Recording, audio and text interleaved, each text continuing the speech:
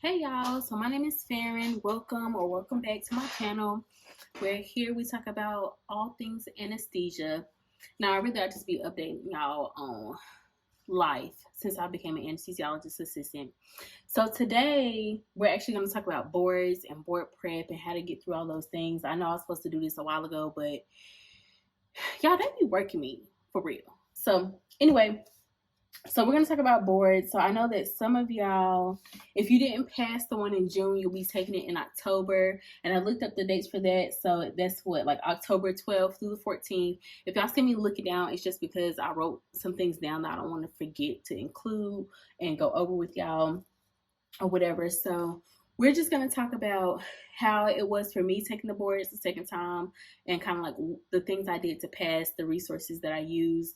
And then just kind of like the format of the boards as well, because I don't know, like I feel like when it was time for me to take the test, I went in with some information, but I feel like I could have went in with a lot more, and maybe I wouldn't have been as anxious about it, or maybe I would have been anxious because that's just how I am.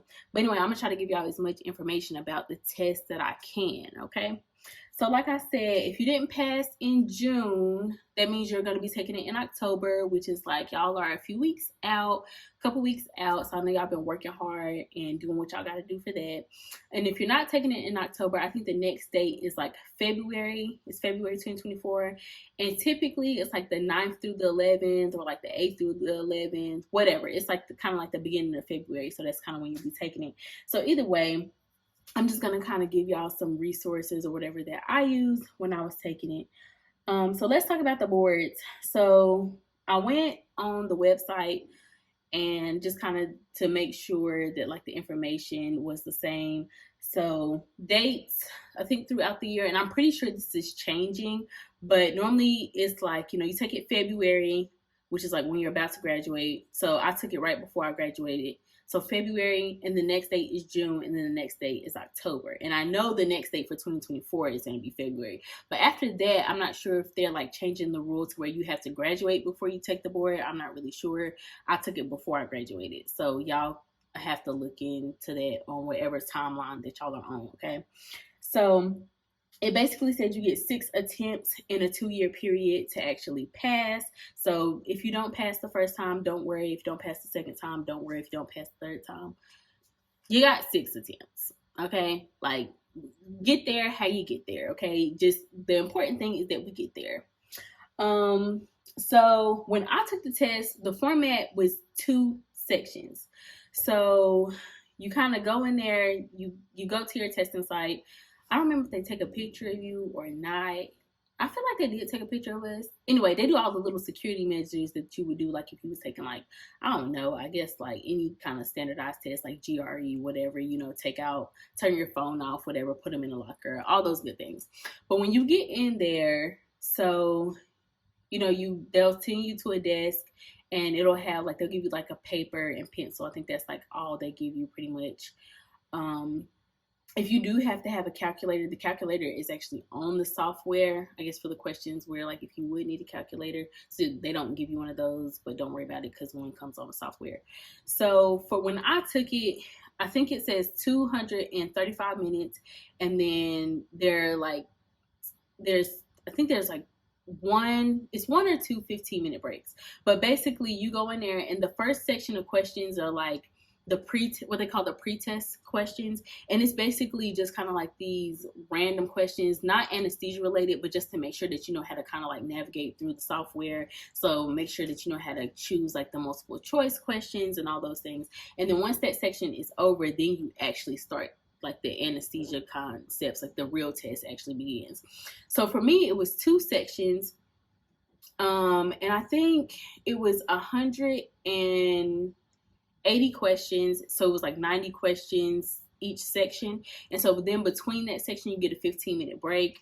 And then during that break, you go to the bathroom, do whatever you got to do. You take your old paper out, drop that off to the test admin. They'll give you a new one when you go back in. And then you'll just resume the second session of the test. So that's pretty much like the flow of how the test goes, right? Okay, so now that we got that out the way, So that's how the test went for me. So when I actually went on the website, it says it's like 4 sections. It's still 235 minutes, but it's 4 sections. And then I think it's like 55 minutes each. And then they still have like the 15 minutes for the break or whatever. And then, you know, the pre-test questions. And then at the end of the test, you do like this survey. And I guess it's like 15 minutes for that. The survey don't take that long though. So yeah. The whole test is multiple choice. So like you don't have to, I don't know. It's not like where if you coming up with random answers for your calculations and stuff, like you don't have to type that in. Like you can, they have options. Okay, so you don't got to be totally wrong. You know, you got some type of chance to get the question right. Okay.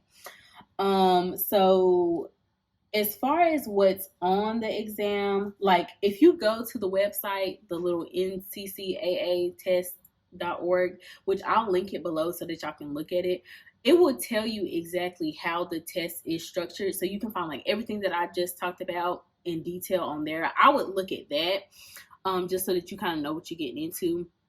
And then after that, it tells you the actual content of the test. So I just kind of wrote down the main topics. I think there were like 6.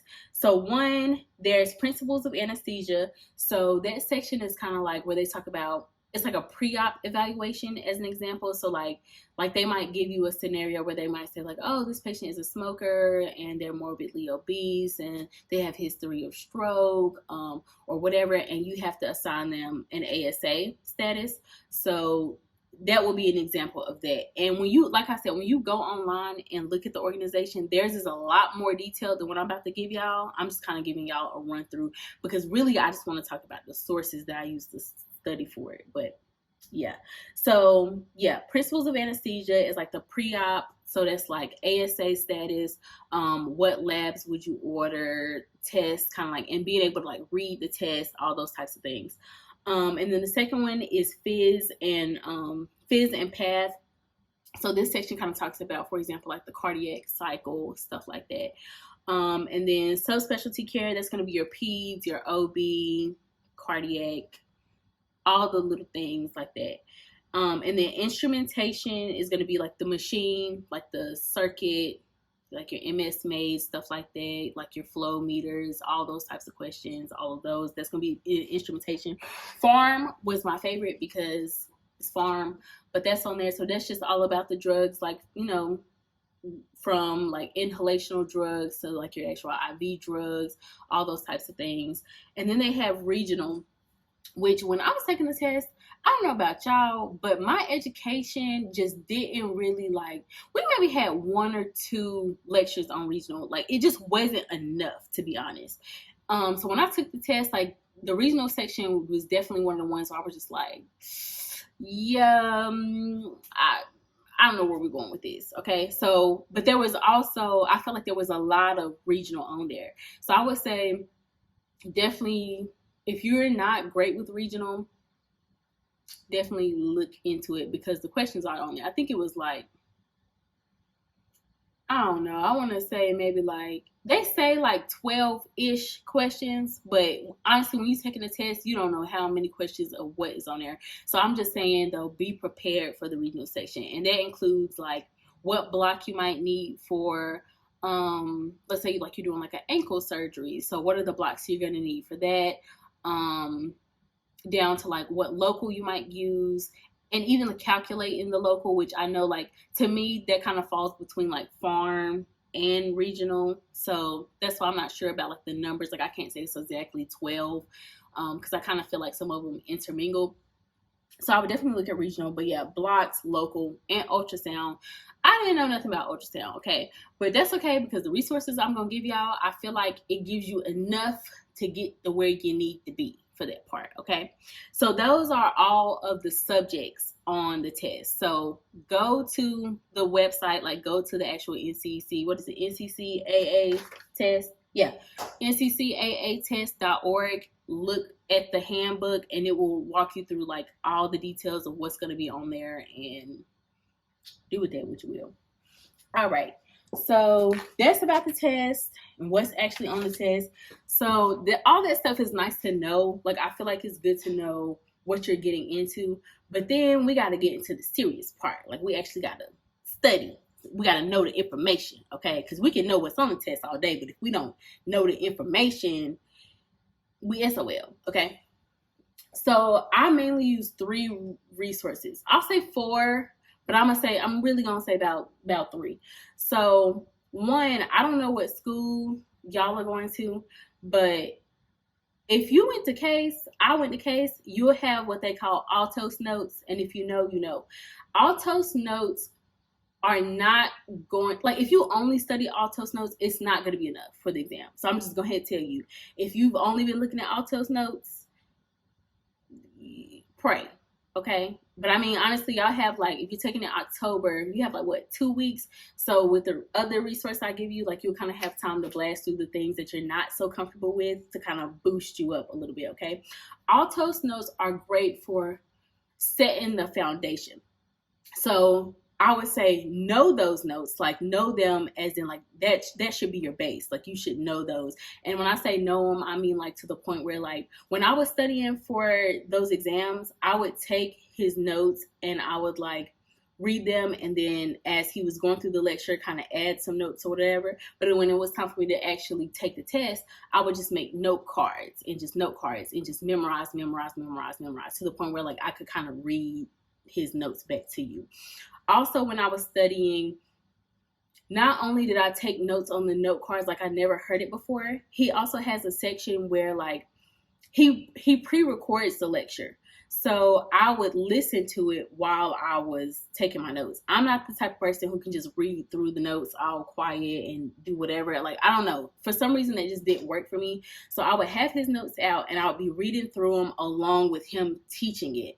Because when a topic would come up on the test, then I'll be like, in the test, I'll be like, oh, I remember he said this about this. Because I can hear his voice in my mind at this point. And that might sound crazy, but it got me an A. So crazy or not, like we gonna get the job done, okay?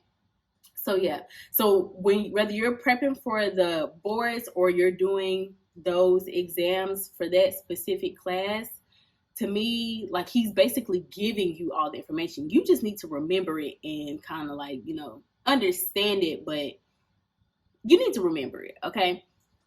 So Altos notes should be a base, a foundation. And then after that, after you know that and you're comfortable with that, then there's one more thing I want to add.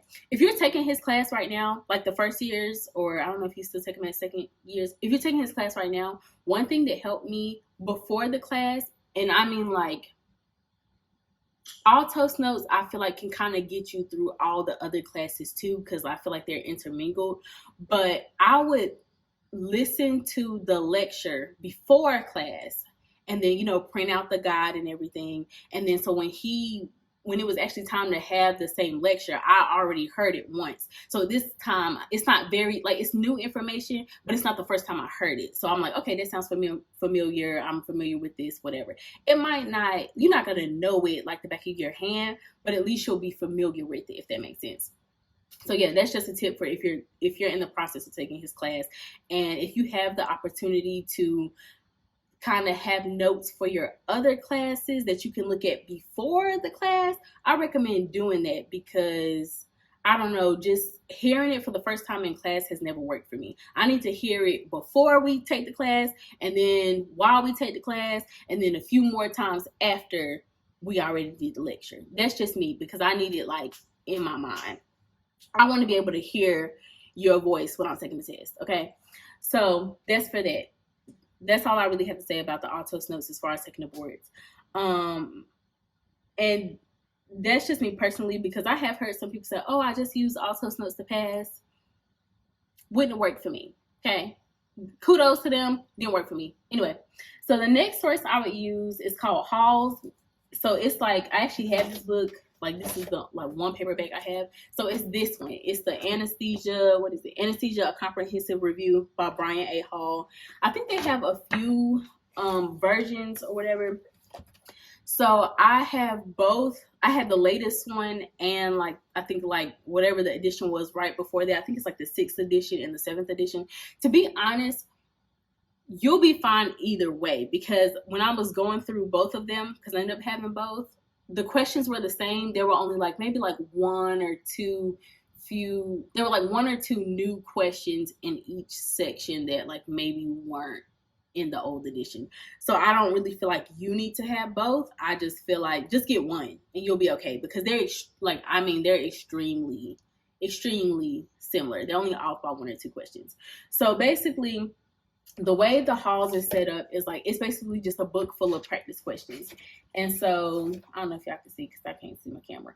And so basically it runs through, do I have the table of contents in here? I might have ripped it out. I probably did rip it out. I did.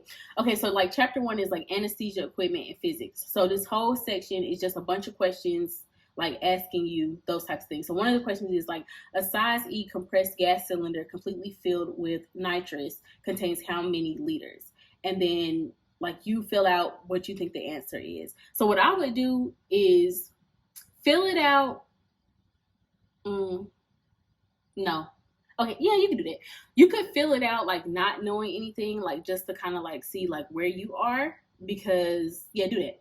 Fill it out, and then at the end of the chapter, so you have like, and it's a lot of questions, y'all. It's like, I think this one was like, what, 80? Yeah, this one was 90 questions just for this one chapter, but it's all questions. So once you're done filling those all out, in the back, it has the answers and the explanations to why those answers are the right answers. So what I would do is go ahead, take it without doing any extra reading or anything. Go back and check your answers. The answers that you got wrong, look at the explanations and make sure you understand why you got it wrong and what the right answer is. That's what you should do, because you want to like understand it. Because I will say, I do feel like the boards, some of the questions in this book was the same questions on the boards, but sometimes like the word might be a little different, but it's the same question. So at least if you know the explanation, you can still get the answer right. So that's why like this is probably the number one source I would use for this, okay, for this exam. And so all the other chapters are set up the same way too.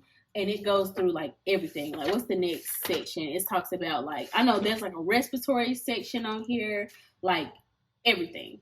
So I definitely recommend using this book, and not just once. Like, go through it until you like I went through this book so many times where I would look at it and I get through half the question and I'd be like, oh, I already know the answer, because that's just how many times I went through it. Now, let me say that, like, let's say you're really good at a certain topic. There is no reason in you going over that topic 10 times, because you're kind of wasting time, because you could be going over information that you're not crazy about or that you don't fully understand, right? So yeah, I definitely recommend that book. Like, there were questions like straight out of the book, okay? So go through that as many times as you have time to go through it, okay? So that's the second resource, but I feel like that one is the best one. There's another one that's linked to this, and it's still Halls, but it's the outline. So basically it's kind of like, I don't have a picture of that because somebody actually sent that one to me. But basically, it's like 21 pages. It's like this PDF. It's 21 pages, and it just has all the facts in there. So I have my computer up here. I'm going to see if I can pull it up. But it's like there are no questions. It's almost like it's just straight answers, if that makes sense. Like, it's just very, very straight facts. Like, they're telling you, like, what are like what's like the MAC, and like what type of things might increase the MAC. Like, are they pregnant? Are they a frequent alcohol drinker or not? Like, all those like little facts are on there. So I highly recommend you getting that, because like this is just questions. And the explanations can be wordy, versus the outline is literally like them just straight up giving you all the facts, okay? And I might come back to this because I don't see it on here, but I know I got it on here. Bear with me. Okay, let's see if we can. Here we go. Let's see. Copy. Okay, here we go. It's called copy. Mine says copy of Hall Board's review outline. That's the number 2 source. I'm just going to tell you. If you have the book, you need the outline. I can't tell y'all how to get it, but get it. Okay, it's a little PDF, and it just kind of runs through all of the facts. Okay, I'm trying to see if I can get it to pull up on here. No, I don't want to do that. Notability. Come on. Cancel. Alright, y'all. This aggravate me. So while I'm waiting on that, The last source, so I think that was 3 sources. We talked about Altos notes, the actual Hall's questions, and the Hall's outline. The last one is called Blasting Boards, and I don't have the physical copy of that one either, because let me tell you something. I'll link the books down below, like maybe like, in the little description box or whatever, so that you'll have the link to like get them on Amazon. Anesthesia school is expensive, and I'm not saying nothing, but I'm just saying use your resources.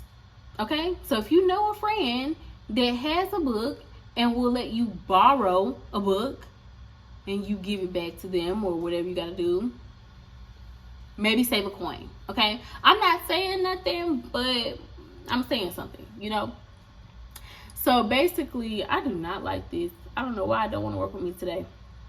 But basically, it's called Anesthesia Review, Blasting the Boards. It says by Sherry M. Berg, Edward A. Bittner, and Kevin Zhao. This resource right here, y'all, this was the easiest for me to read, and it runs through everything. There are like 22 chapters, and I'm looking at the book, so that's why I'm not looking at y'all. So basically, it's like chapter 1 says equipment. So the first one is anesthetic breathing circuits, and I'm gonna just kind of like read a little section so y'all can kind of see how it's going. So it goes through the definition. It says an anesthetic breathing circuit must deliver gas and eliminate carbon dioxide. Very simple, okay? And then it talks about rebreathing, and it goes into like the Mapleson breathing circuits.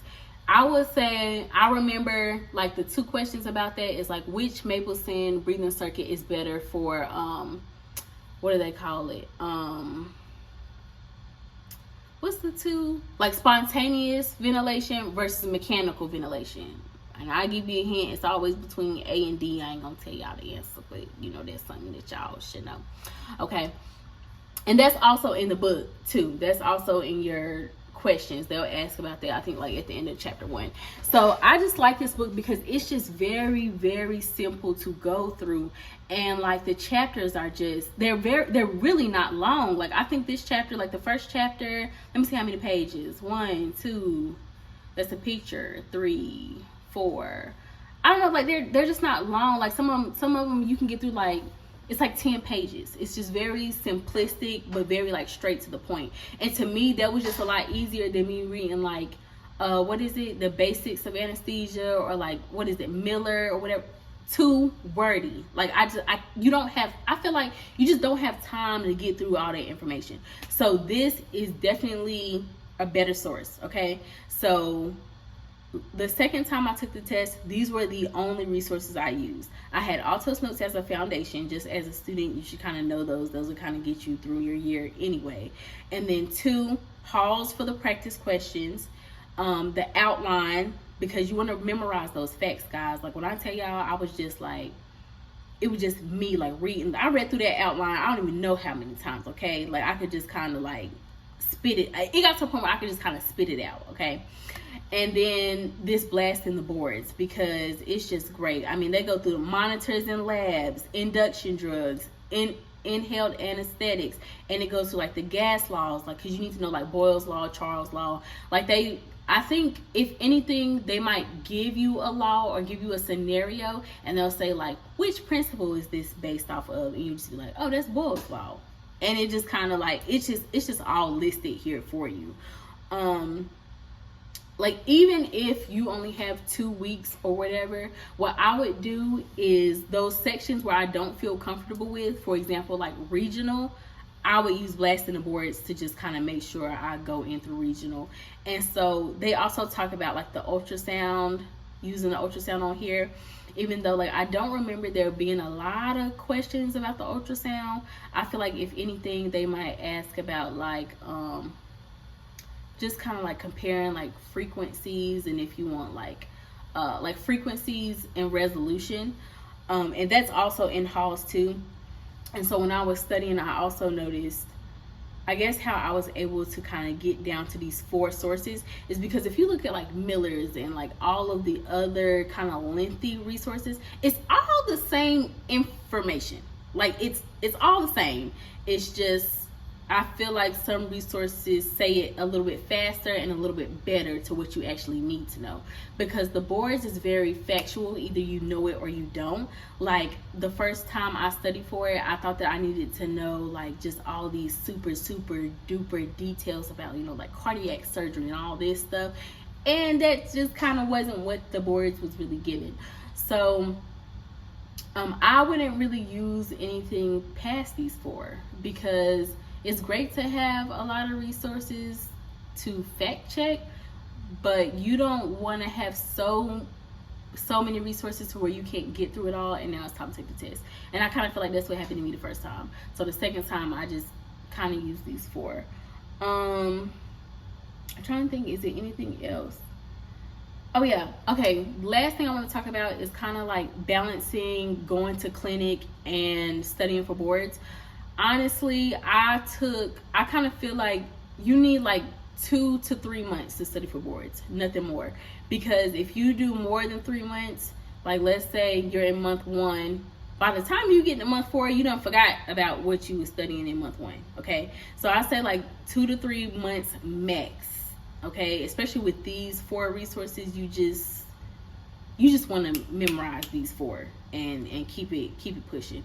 And not to say, oh, like, you know, you don't get a aim for 100 on the test. Like, obviously, answer as many that you can right, but a pass is a pass, and that's all I'm gonna say about it. So there's definitely gonna be, you're gonna do your best, and there's definitely still gonna be questions on the boards where you just don't know it, and that's fine, because it's like 180 questions. So just move on to the next one. But yeah, so when it comes to clinic and studying for boards, you have to understand that you could be the best A-line placer in the world. You probably do it with your eyes closed. If you don't pass boards, place the A-line for what? You know what I'm saying? Like, at the end of the day, the goal is for you to obviously be good at your skills, but you also have to pass this test so that you can actually go practice and do the job that you're studying to do. So keep that in mind. Like, I know, like, you guys also worry about hours and things like that, but like I said, you can have all the hours, and if you didn't study for boards, it's kind of like, well, now you got to take the extra time anyway, you know. Make sure that you guys are getting plenty of rest, which I know is hard to do if you're running clinic for 12 hours and then you're trying to come home and study. Probably not gonna work. What I would do is, if you're at a location and you're closer to boards time, like maybe like a month before your boards, if you're at a rotation where they're a little bit more lenient and they're letting you go home around like 1-ish, 3 o'clock, use that opportunity if they're allowing you to use that opportunity. So that, because you need as much time as you can at that point to study. Otherwise, really make good time of your weekends. For me, since I had to take it a second time, I tested again in June, so at that point I had already graduated, so I had a lot of time on my hands. So I didn't have to, like, you know, fight for clinic and study at the same time. I think that was just, it was too much for me. Yeah, no, that didn't really work for me. I'm not to say that it won't work for you, it just didn't work for me. It was too much going on at one time. So I would just kind of wake up, have my coffee, relax a little bit, and I would go ahead and set me a schedule to say, okay, well, I want to go through chapter 1 of Halls, or I want to read chapter 1 of Blasting the Boards, and I'll get through that, and I'll take a break, and I'll make sure I really know that, and I mean really know it, before I move on to the next thing. And you want to plan it so where you have enough time to where you've gone through everything, to where you feel like you really know it, so that when you go through it again, it's just in your mind. Like, you don't have to spend as much time doing it. You can just recall it, you know, because you memorized it and you've gone over it so many times. And then I would probably say, maybe, I know people be like, oh, like, it's like a week before boards, like, you should rest. You should rest, but like, I don't know if I was resting it a week. I think maybe like 2 days, 2-3 days. I'm gonna say 2 days. That's more realistic. 2 days before I took the boards, I didn't really look at anything else. Like, I just kind of rested. I didn't want to overwhelm myself. And then I went in and took the boards and passed. So, you know, so this was just what I did. Everybody's going to use different techniques, but this was the best I could give y'all. This is what got me through it. So yeah, like, that's pretty much what I did. If I can give y'all anything else, you know, comment, let me know in the comments if y'all have any questions or anything like that. I will try to link all the sources I use, and I'm probably not going to have a link for the outline, but I'll just write like, you know, Hall's boards review outlines, just so that you remember that was a source. But all right, to all the test takers, good luck. Y'all got it this time. Like, pray about it. I'll pray for y'all. Y'all got this. Let's move.